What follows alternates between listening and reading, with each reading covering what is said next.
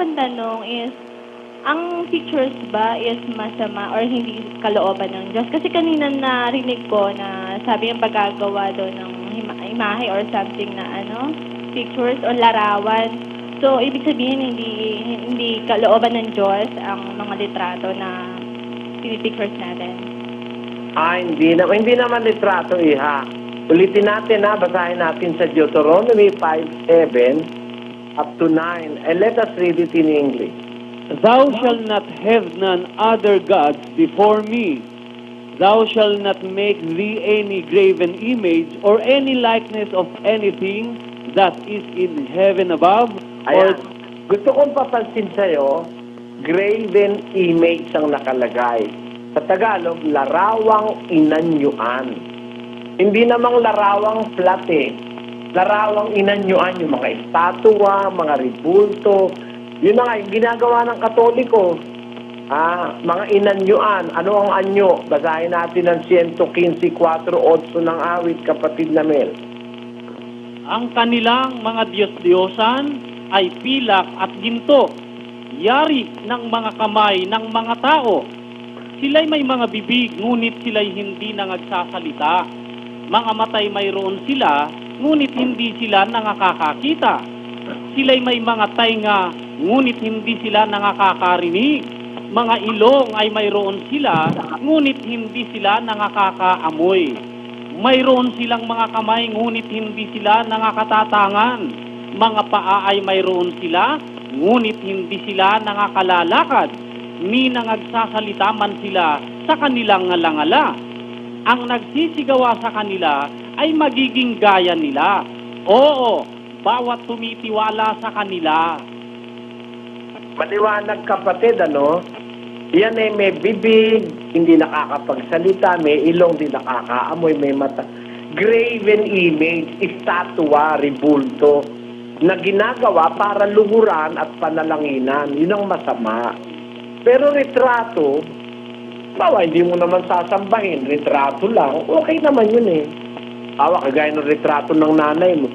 Ang masama, yung retrato ng nanay mo, o yung retrato ng kahit na sino, lagyan mong kandila, lagyan mong bulaklak, saka mo luhuran, masama yun. Pagsamba sa Diyos-Diyusan yun.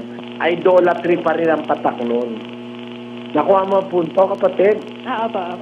Kaya lang, sa Katoliko kasi, sa amin kasi, ang explanation namin dyan is, di ba, kung ang Bible is love letter sa atin ng Diyos, then para kung tayo nga kapamilya natin or pamilya natin, nag-ibang bansa, para maalala natin sila, kailangan natin ng pictures nila.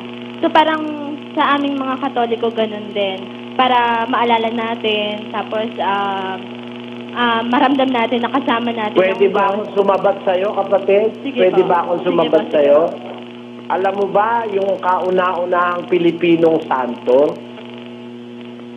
Hindi po. Si San Lorenzo Ruiz? Aha. Nabalitaan mo na yon? The first Filipino saint na idiniklara ng Papa sa Roma, si San Lorenzo Ruiz. Okay. Apa. Naalala mo na. Apa. Alam mo ba na yung litrato ni Lorenzo Ruiz, hindi niya litrato?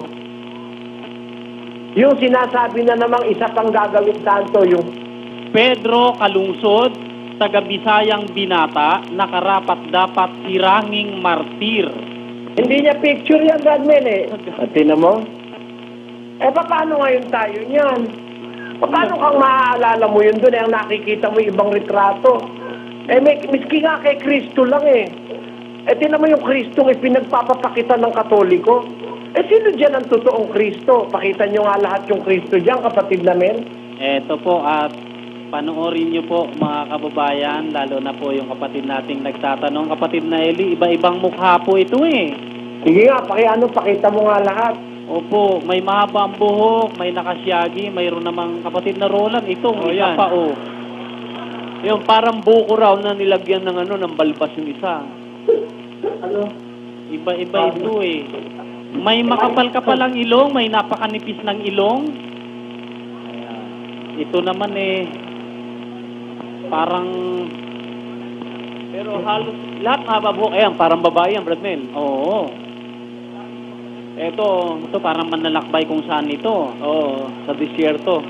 Nako, ito iba Ito, naman ito. Hindi mawari, parang binugbog na, Oo. ano, Ito iba rin. yan. Happy siya, happy. Sige nga, tuloy natin mga kasama, tuloy-tuloy natin. Ayun, magkakaiba po talaga ang mukha, ang pagkakadrawing, kapatid na Eli. Walang magkapareho man lang kahit isa. Yung retrato ng Pedro Calungsod na yan, kinuha sa isang estudyante ng UE. Mga larawan ni Pedro Calungsod, hindi namin inisip na lumikha ng isang larawang kamukhang kamukha ng batang martir. Walang may alam kung ano talaga ang kanyang itsura. Sa halip, tinanong namin ang aming sarili, ano kayang itsura ni Pedro Calungsod?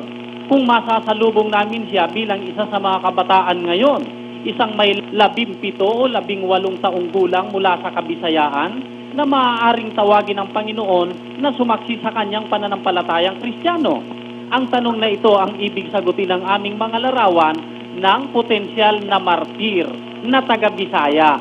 Si Ronald Tubid ng Oton, Iloilo at nag-aaral sa University of the East ang tumayong modelo para sa mga larawang ito na nasa pahina 1121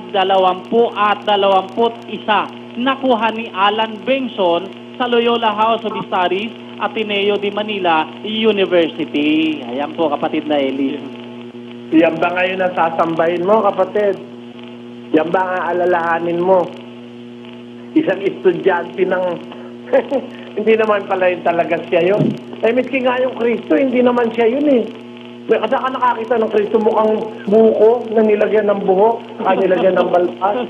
Inililigaw lang kayo kapatid. Ang unang-una, sabi ng Diyos, sasambahin natin siya, hindi sa larawan. Pakinggan mo sa 4:23-24 ng Juan.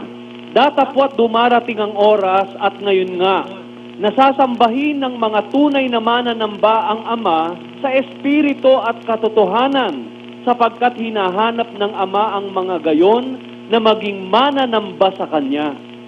Ang Diyos ay espiritu, at ang mga sa Kanya'y nagsisisamba ay kinakailangang magsisamba sa espiritu at sa katotohanan.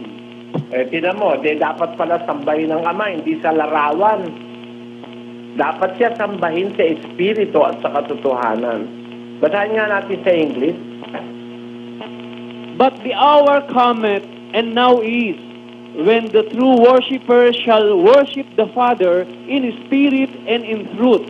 For the Father seeketh such to worship Him. God is a spirit, and they that worship Him must worship Him in spirit and in truth. If you have to worship the Father in spirit and in truth, kailangan ba visual aid yan o retrato o larawan? Hindi po. Kaya, yan ang sagot, kapatid.